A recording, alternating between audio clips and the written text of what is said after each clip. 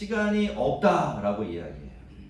그저 우리가 시간이 있고 그 시간이 흘러간다라고 인식할 뿐이지 시간 자체는 없는 것이다라고 얘기해요. 이유가 있습니다. 왜냐하면 여러분 시간이 어느 곳에 나서 똑같이 흘러갈까요? 그럴 것 같지만 사실 그렇지가 않아요.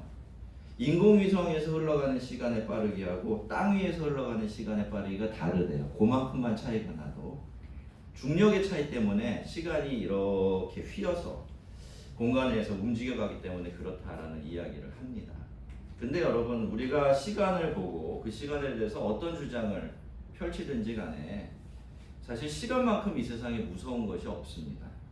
시간은요 이 세상 모든 것들을 지나간 것으로 만들어버려요. 미래를 현재로 만들죠. 또 현재를 밀어내서 과거가 되게 만듭니다. 새 것을 헌 것으로 만들고 또 산 자를 죽은 자로 만들고 이렇게 시작된 모든 것들을 끝을 맞이하게 만들어버리죠. 이 세상에 그 무엇도 그 누구도 이러한 시간의 흐름을 거스를 수 있는 사람이 없습니다.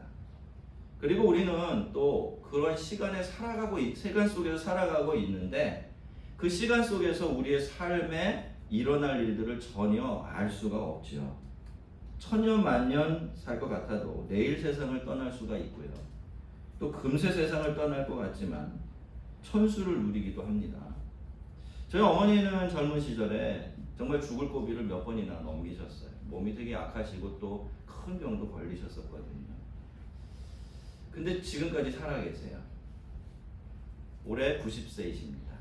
근데 너무 건강하세요. 90세 치고는 믿기지 않을 정도로 건강하시고 정신도 멀쩡하시고 물론 옛날에 제가 뵙던 어머니의 모습은 아니지만 그래도 90살 치고는 이거 뭐 기적이라고 할 수가 있습니다. 이미 우리 어머니보다 훨씬 더 건강하고 오래 살 거라고 생각했던 그 수많은 분들은 고인이 되어 버렸는데도 우리 어머니는 그렇게 살아 계십니다. 이걸 보면 인생이라는 것이 우리가 이렇게 저렇게 될 거야, 이런 저런 일이 있을 거야 라고 하는 대로 되는 것이 아니라는 것을 알 수가 있죠.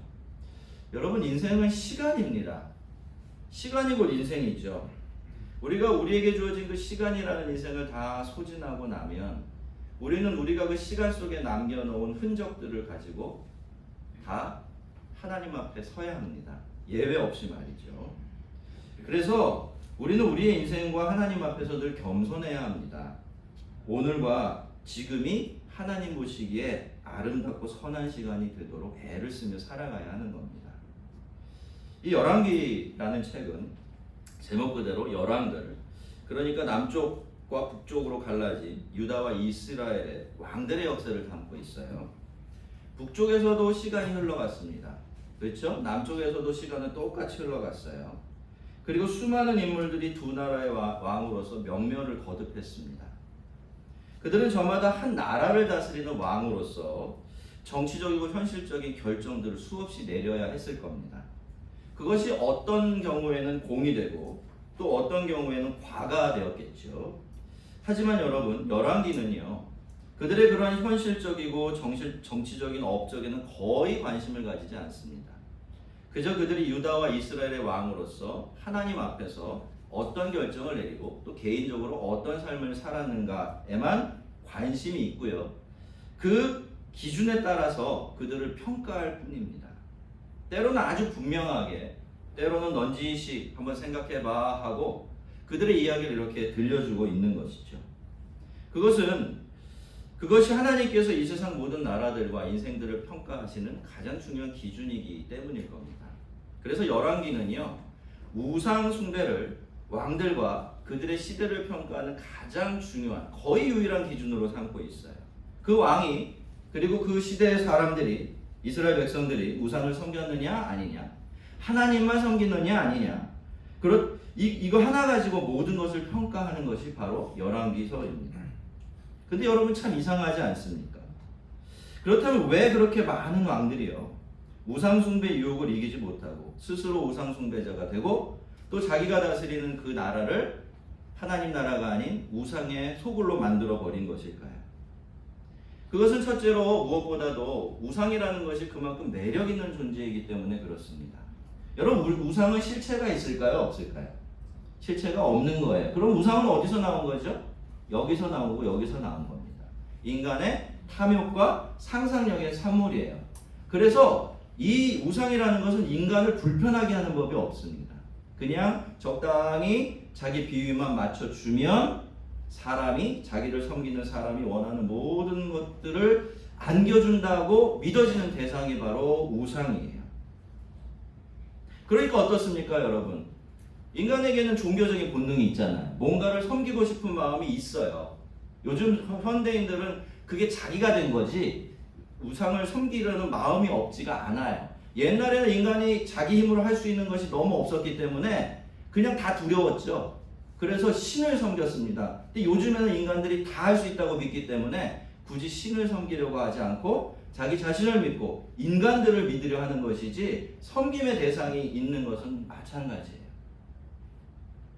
근데 여러분, 그렇다면 세상에 이 우상보다도 편리한 게 없어요. 그렇죠? 종교심도 만족시켜주지, 내 마음대로 살도록 내버려두지, 아무것도 거추장스러울 것이 없는 것입니다.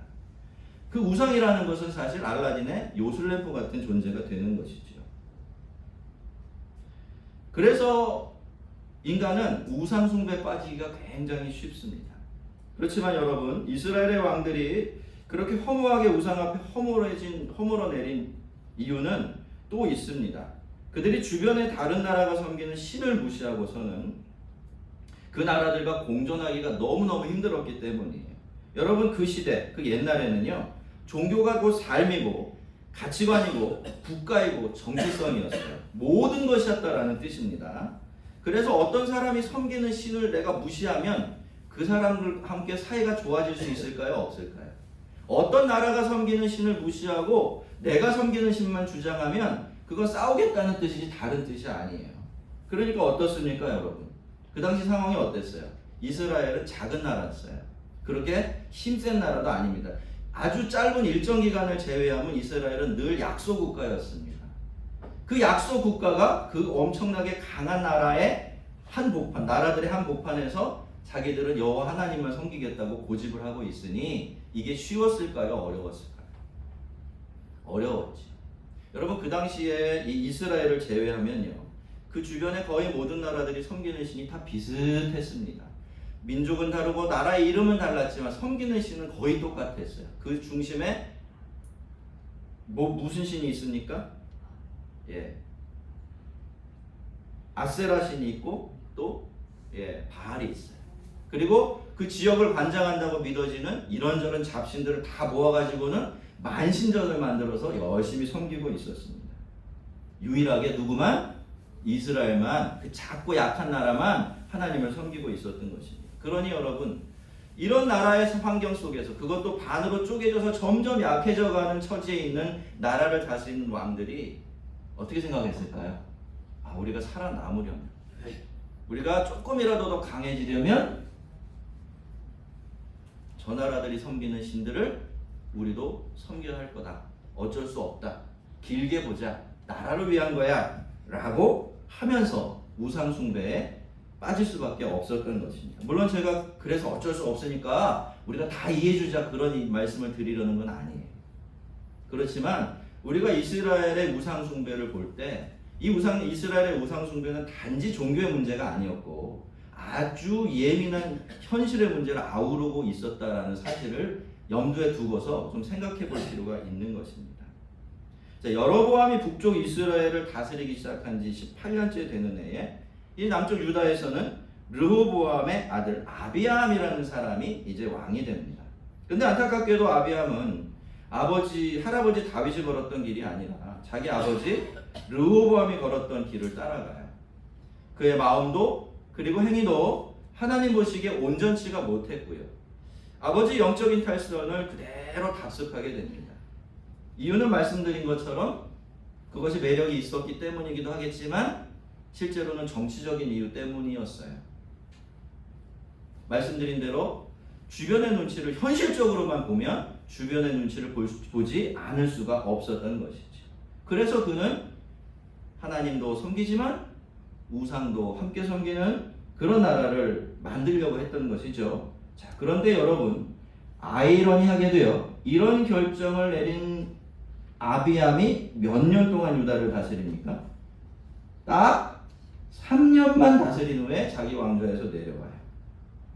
아비암은 말씀드린 것처럼 그렇게 생각했을 겁니다. 길게 보자. 길게 보자. 지금 이렇게 우리나라가 쇠약해지고 있는데 이 나라를 위해서 어쩔 수 없이 외국의 문물을 받아들여야 된다. 이렇게 합리화했을 거예요. 또 한쪽으로는 내가 백성들이 그렇게 좋아하는 우상 숭배를 허용하지 않으면 내가 내 자리로 제대로 지키지 못하겠느냐라고 생각을 하면서 이렇게 보나 저렇게 보나 우상 숭배는 어쩔 수 없는 현실이다. 필수다. 이렇게 생각을 했겠지요. 그리고 나서 열심히 왕이 되자마자 우상 숭배 길로 달려갔는데 그런 그가 몇 년 만에 왕좌에서 내려와요? 3년 만에. 그의 왕 노릇이 끝나버리고 만 것입니다. 여러분, 우리는 꿈도 꾸고요. 계획도 세우고 그리고 현실도 생각하면서 열심히 살아야 해요. 그렇죠? 예. 하지만 그럼에도 불구하고 우리는 우리의 미래가 우리 소관이 아니라는 것을 잊으면 안 됩니다. 그래서 미래를 붙들려고 지금을 망가뜨리고 현재를 포기하면 안 되는 거예요. 그 현재가 하나님의 시간이 아닌 우상을 위한 시간이 되게 만들면 안 된다라는 것입니다. 우리 4절을 함께 읽어보도록 하겠습니다. 찾으셨죠? 읽습니다. 시작. 그의 하나님 여호와께서 다윗을 위하여 예루살렘에서 그에게 등불을 주시되 그의 아들을 세워 뒤를 잇게 하사 예루살렘을 견고하게 하셨으니 이는 다윗이 햇사람 우리아의 일 외에는 평생에 여호와 보시기에 정직하게 행하고 자기에게 명령하신 모든 일을 어기지 아니하였습니다. 아비암은 실패했죠. 하나님을 버리고 떠났습니다. 하지만 하나님은 어떻게 하셨나요? 그런 아비암을 버리지 않으셨어요. 그의 하나님 여호와께서 4절은 이렇게 시작하고 있는데요. 여러분, 정말 놀라운 은혜입니다. 이 말씀 한마디 속에 우리가 사모해야 될 은혜가 다 숨겨져 있어요. 여러분, 하나님은요, 아비암이 하나님을 버렸지만 하나님은 아비암을 버리지 않으셨어요. 계속해서 그의 하나님이 되어 주셨습니다.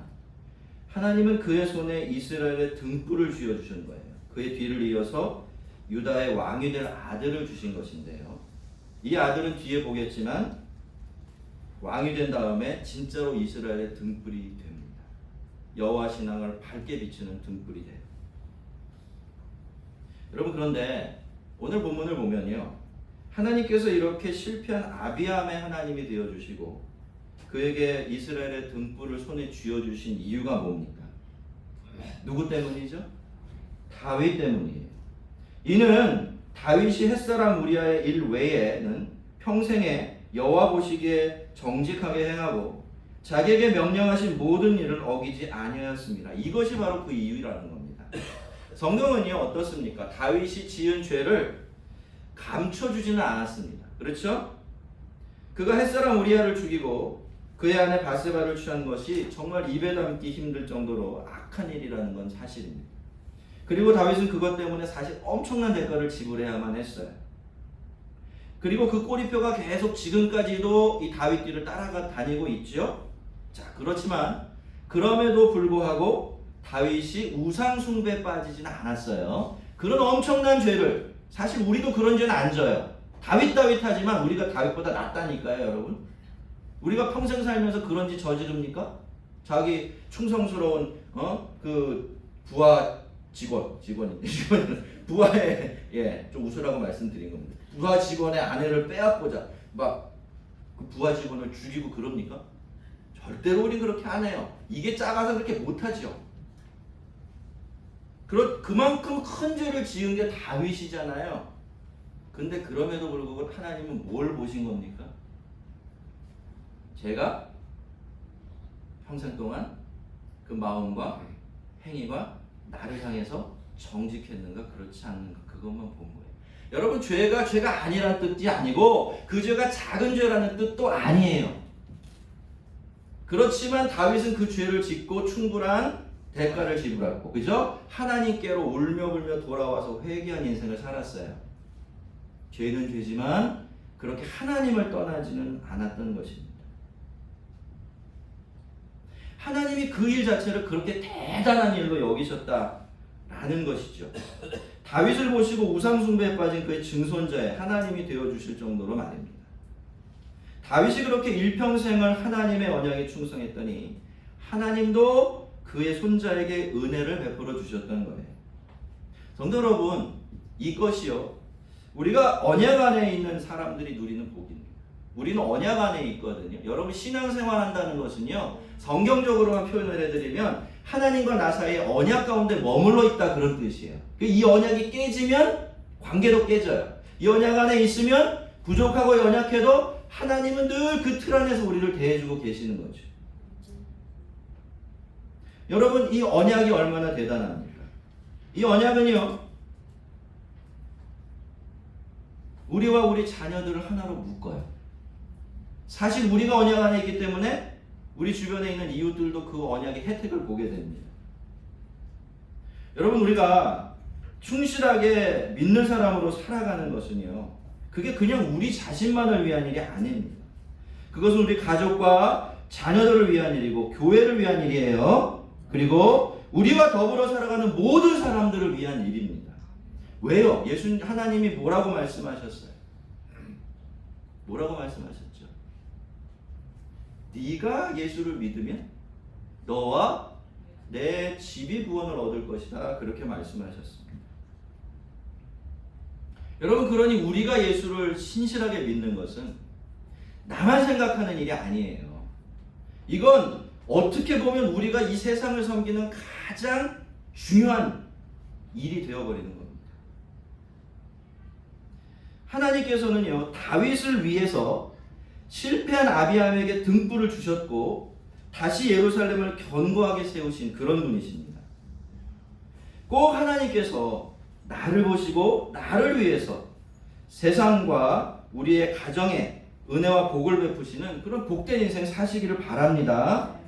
때로 실수도 하고 여러분, 죄도 지을 수 있어요. 그렇지만 다시 하나님께로 돌이켜서 오로지 하나님만 섬기는 그런 분들이 되시기를 바랍니다. 여러분, 우리 중에는 헤매다가 솔직히, 그죠? 늦지막하게 다시 예수님께로 돌아오신 분들이 계세요. 참 복된 길로 돌아오신 겁니다. 여러분이 신앙 안에, 언약 안에 머물러 있음으로 말미암아 여러분과 관계된 모든 사람들이 그 혜택을 보게 될 겁니다. 믿으세요. 왜? 하나님이 이미 약속하셨잖아요. 여러분, 우리는 누구의 자손입니까? 아브라함의 자손이에요. 하나님께서 아브라함에게 무슨 약속을 주셨어요? 네가 세상의 복이다! 복으로 살아라! 복 주셨어요. 그게 약속입니다. 그 약속은 모든 아브라함의 백성들에게 해당되는 똑같은 약속이에요. 여러분, 성경에 흐르는 단 하나의 약속을 고른다면 그게 뭘까요? 아브라함 약속이에요. 모든 약속은 하나님께서 아브라함과 맺으신 언약이 시간을 두고 흘러내려가면서 수많은 사람들을 통해서 성취되어져 가는 역사예요. 우리가 아브라함의 자녀들입니다. 우리가 하나님의 복이 되라고 세상으로 보냄받은 사람들이에요. 그래서 여러분, 우리의 인생은 그저 우리의 인생이 아니에요. 다윗을 통해 그러셨던 것처럼 우리를 통해서도 우리 가정에, 그리고 우리가 사는 세상에 큰 복 주시기를 주의 이름으로 축원합니다. 자, 그렇게 3년간의 아비암의 아주 부끄러운 통치가 끝나고 나서 아사가 유다의 왕이 되는데요, 그의 출생에 대한 성경의 설명은 상당히 혼란스러운 것이 사실입니다. 분명히 아사가 아비암의 아들이라고 했는데 또 10절로 가보면 뭐라고 되어 있어요? 그가 아비암과 똑같은 아비살롬의 딸 마아가의 아들, 이렇게 되어 있기 때문에. 여러분, 근데 이게 유대 성경에 기록하는 언어가 그래서 그래요. 유대인은요, 엄마도 엄마고 할머니도 엄마로 표현할 수가 있어요. 아들도 아들이고 손주도 아들로 표현이 돼요. 그래서 원래 예수님은 누구의 아들이죠?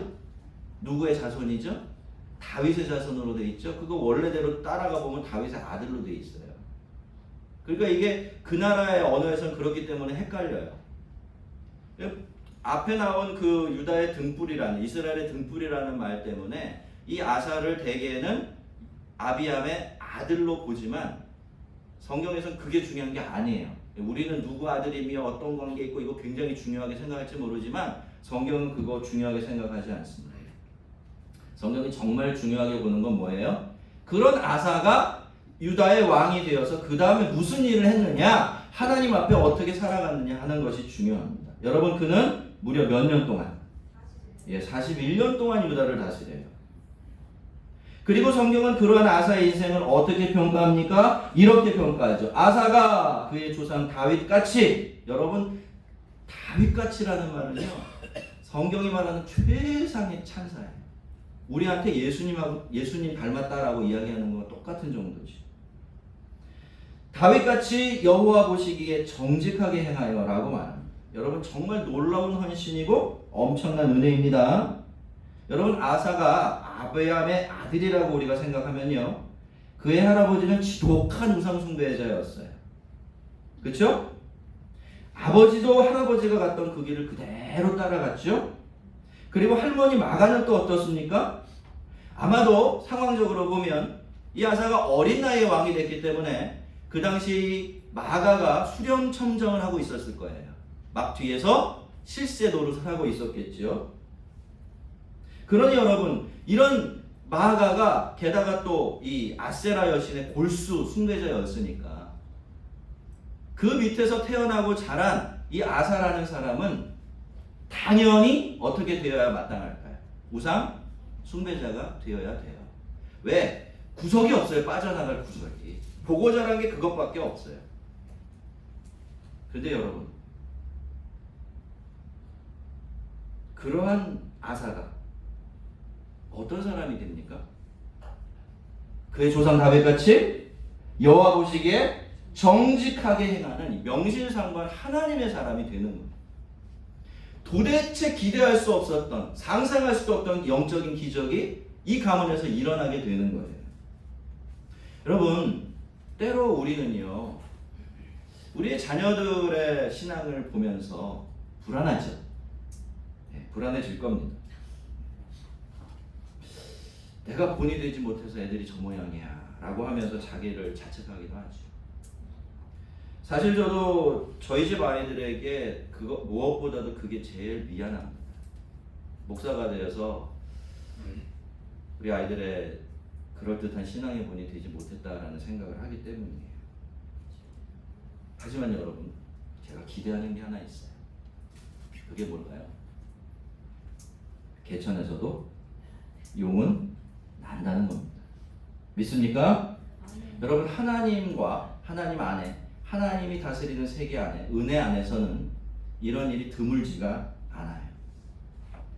여러분, 얼마 전에 우리 노회에 부임하신 큰 교회 목사님이 한 분 계세요. 젊은 목사님인데 젊은 사람치고 너무 성숙하고 너무 괜찮은 사람이에요. 제가 사람 보는 눈이 굉장히 까다롭거든요. 특별히 목사 보는 눈은 엄청나게 까다로워요. 저도 스스로 대단하지 못하지만 이상하게 그래요. 근데 제가 보기에도 참 훌륭한 사람이다라고 생각될 정도예요.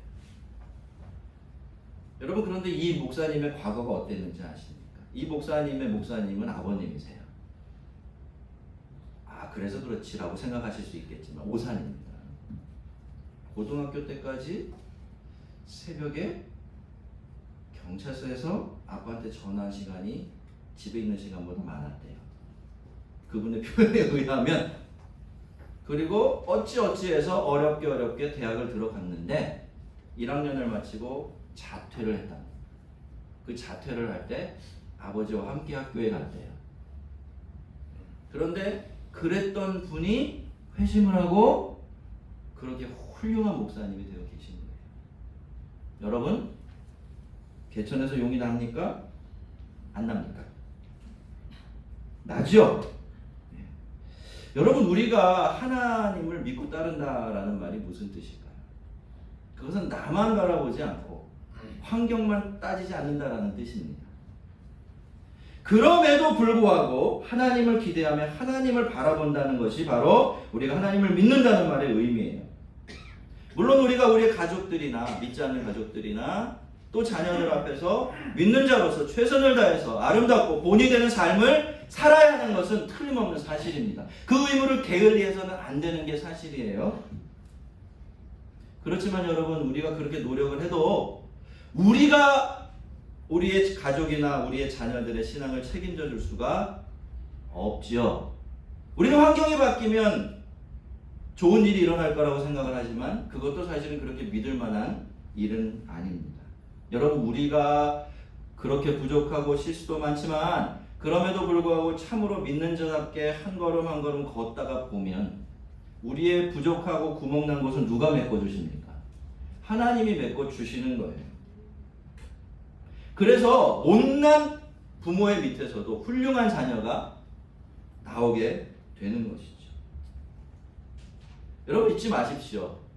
개천에서 용이 납니다. 여러분, 자녀들 때문에 불안하고 낙심이 될 때마다 그 생각을 하세요. 그리고 힘을 내십시오. 여러분, 아비암과 마가만 있는 세상에서도 아사는 태어나고 자라나는 법입니다. 믿습니까?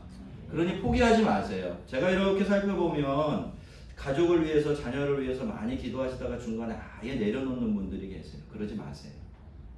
절대로 그러지 마십시오. 하나님이 여러분을 위해서 무슨 일을 하실지 몰라요. 왜? 우리를 하나님의 아들과 딸로, 아브라함의 자녀로 부르신 분이 누구다? 하나님이시기 때문입니다. 자, 왕이 된 바사는 이제 유다의 신앙을 다시 바로잡는데요. 이 사람은 그저 자기 나라 안에 있는 우상만 없애고 끝내질 않았습니다. 그는 아세라상을 만들어서 백성들을 잘못된 길로 인도한 죄를 물어서 자기 할머니 마아가를 태호의 자리에서 내쫓고요. 아세라상을 찍어서 기도로 시내가서 불살라버립니다. 앞으로 내 앞에서 우상 숭배하는 사람은 다 이렇게 될 거라고 본을 보인 것이죠. 그만큼 단호하게 우상 숭배를 척결했던 것입니다. 하지만 세상에 완전한 사람은 없지요. 그런 아사였지만 이 아사는 안타깝게도 산당까지 모두 없애지는 못했습니다. 아마도 이 산당이라는 것이 원래 그 예루살렘 성전이 생기기 전에는 곳곳에 흩어져서 성전의 역할을 했던 그런 곳이고, 또 멀리, 그죠? 지방에 사는, 시골에 사는 백성들이 제사를 드리고자 예루살렘까지 오는 일이 너무 번거롭고 힘든 일이었기 때문에 그렇게 내어버려 두었는지도 모르지만, 사실 이 산당이 나중에 이렇게 좀 변질이 돼요. 그래서 우상숭배 산실이 되는 것을 보면 참 이 일이 안타깝다, 조금만 더 갔으면 얼마나 좋았을까 싶기도 하지만, 그럼에도 불구하고 그의 마음이 일평생 여호와 앞에서 온전하였다라는 것이 아사에 대한 성경의 평가이고 보면요, 아사는 개인적으로나 한 나라의 왕으로서나 하나님 앞에서 한 길을 걸어갔던 아주 신실하고 헌신된 하나님의 종이었던 것을 틀림없이 우리가 확인하게 되는 겁니다. 자, 오늘 우리는 이렇게 해서 이 아비암과 아사, 유다의 두 왕 이야기를 함께 살펴보았는데요. 여러분, 이 두 사람은 똑같은 유대 왕이었지만요, 걸어간 길은 완전히 달랐습니다. 아비암은 겨우 3년 동안 유다를 다스리는 동안에도 열심히 우상을 섬겼습니다. 자기 딴에는 한 나라의 왕이고 또 이웃 나라들과 좋은 관계를 맺어야 하니까 어쩔 수 없다라고 평가를 했겠죠. 하지만 그의 아들 아사는요, 그런 똑같은 상황 속에서도 그렇게 하지 않았습니다. 그는 어떻게 합니까? 오히려 우상 숭배를 타파합니다.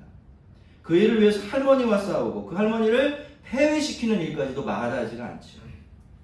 두 사람은 똑같은 조건 아래에서 유다의 왕이 되었지만 완전히 상반되는 다른 길을 걸어갔던 것입니다. 성도 여러분, 이 현실이라는 것이요, 참 쉽지 않은 것이 사실입니다. 그런 현실 속에서 하나님만 섬기고 그 하나님만 제대로 섬긴다는 것은 거의 불가능에 가까운 과업처럼 보이죠. 하지만 여러분, 그래서 그 일이 정말로 불가능한가 하면 그렇진 않습니다. 하려고 하면 못할 것도 없고요, 또 안 되지도 않아요. 그리고 여러분, 이걸 자꾸 우리가 착각하게 되는데, 우리가 현실을 먼저 생각하고 그 현실을 앞세운다고 해서 그렇게 함으로써 내가 얻고자 하는 결과를 얻게 되는 게 아닙니다. 맞습니까? 여러분의 삶이 그거를 말해주고 있나요? 그리고 반대로 현실 대신 하나님을 붙든다고 해서 내가 얻고자 하는 것을 얻지 못하게 되는 것도 아니에요. 뭘 보면 알 수 있어요? 아비암의 3년과 아사의 40년을 보면 알 수가 있죠. 누가 성공했습니까? 우상 숭배한 아비암입니까? 아니죠. 누가 성공했어요? 현실적으로도 말이에요. 아사가 성공했습니다. 성도 여러분, 원래 예수를 믿고 하나님을 섬기는 길은요, 넓은 길이 아닙니다. 신앙을 지키고 믿음을 지키며 하나님의 백성으로 산다라는 일 자체가 좁은 길을 가는 거예요. 축하드립니다, 여러분. 여러분 다 좁은 길로 들어오셨어요. 근데 여러분 문제가 뭡니까? 자꾸 우리가 그 사실을 잊어버리는 거예요. 원래부터 좁게 되어 있는 길을 가면서 아니 내가 가는 길이 왜 이렇게 좁아? 왜 이렇게 힘들어? 어려워? 심지어는 귀찮고 번거롭다고 그 좁은 길을 버리고 넓은 길로 가버리기도 하죠. 하지만 여러분 우리가 믿음의 길을 가는 것은요, 그 길이 쉽고 편하기 때문이 아닙니다. 비록 그 길이 좁은 길이고요, 우리도 그 사실을 분명히 알고 있기는 하지만 자 그럼에도 불구하고 그 길을 우리가 가는 것은 그 좁은 길만이 하늘로 이어졌기 때문이에요. 내가 제일 사랑하는 하나님께서 이 길을 너무너무 기뻐하시며 그 길에서 하나님과 나와 동행하신다는 것을 알고 있기 때문에 하나님께서 거기 계시면서 우리의 인생을 세밀하고 특별하게 챙겨주신다는 사실을 우리가 알고 있기 때문에 그래서 그 길을 가는 것입니다. 성도 여러분, 우리는 지금 어떤 길로 가고 있습니까? 그리고 도대체 우리는 왜 그 길을 걷고 있나요?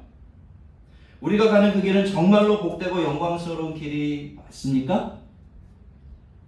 여러분이 가는 그 길, 아까 말씀드리지만 잘 들어서신 겁니다. 그런데요, 신앙 안에서는 형식이 아니라 사실이 중요해요. 그 좁은 길을 정말 제대로 영광스럽게 걸어가려고 애쓰고 있는가 하는 것이 중요하다는 뜻입니다. 여러분, 나 자신만 생각하지 마십시오. 환경과 조건만 헤아리지 마시고요. 우리 하나님은 하나님과 하나님 나라를 위해서 좁은 길을 걸어가는 사람들 절대로 나 몰라라 하지 않으십니다. 잠언 4장 18절과 19절에서 하나님은 이렇게 약속하셨어요. 의인의 길은 돋는 햇살 같아서 크게 빛나 한낮의 광명에 이르거니와 악인의 길은 어둠 같아서 그가 걸려 넘어져도 그것이 무엇인지 깨닫지 못하느니라. 의인의 길은 돋는 햇살 같아서 크게 빛나 한낮의 광명에 이르거니와 악인의 길은 어둠 같아서 그가 걸려 넘어져도 그것이 무엇인지 깨닫지 못하느니라. 그리고 오늘 차례에 따라서 고른 이 오늘 예배의 교동문을 한번 펴봅시다.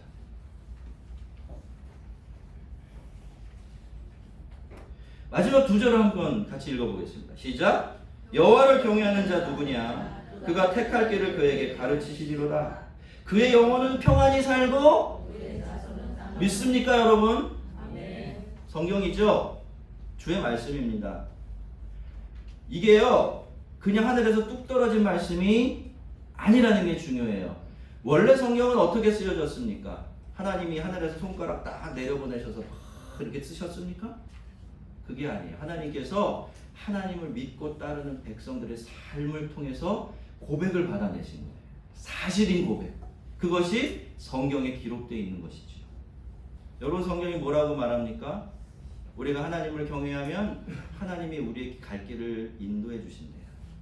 그리고 우리가 그 길을 가면 하나님께서 나는 어떻게 평안히 살게 해주시고 그의 자손은 우리나라에서 제일 큰 복이 뭐죠? 땅을 상속받는 거예요.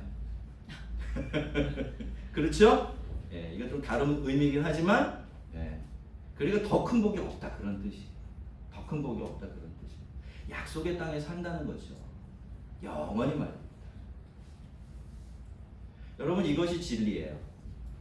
이것이 우리 삶을 지배하는 궁극적인 법칙입니다. 여러분 괜찮습니다. 두려워하고 불안하지 마세요. 여러분이 하나님께서 기뻐하시는 길을 가고 계신다면 그 길이 제일 확신하고 안전하고 복된 길입니다. 하나님은 거기서 우리를 기다리고 계시고 그 길에서 우리를 반드시 챙겨주실 것입니다.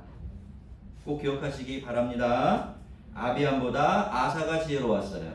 아비암이 아니라 아사가 성공적이었습니다. 아사가 하나님의 법을 따랐기 때문입니다. 우리 모두가 아사의 길을 걷는 지혜롭고 복된 하나님 백성들이 되시기를 주의 이름으로 축원합니다. 우리 한번 말씀 생각하면서 기도하겠습니다.